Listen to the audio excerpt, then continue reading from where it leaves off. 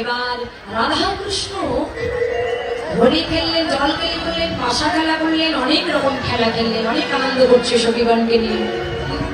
এবার আমরা কি করবো? রাধা গোবিন্দ থেকে ঝুলনের করে দেব। এই রাধে তোমার কৃষ্ণ কই? ঝুলন হবে, এখান থেকে একজনে তুলে রাধা গোবিন্দ। হ্যাঁ, এবার ঝুলন হবে। মায়েরা বাড়িতে যখন আমাদের রাধা গোবিন্দের ঝুলন হয় তখন আপনারা কি করেন? ওই এখন ঠিক তাই হবে। তুই রাধে ওঠো, এই রাধে তোমার কৃষ্ণকে নিয়ে ওঠো।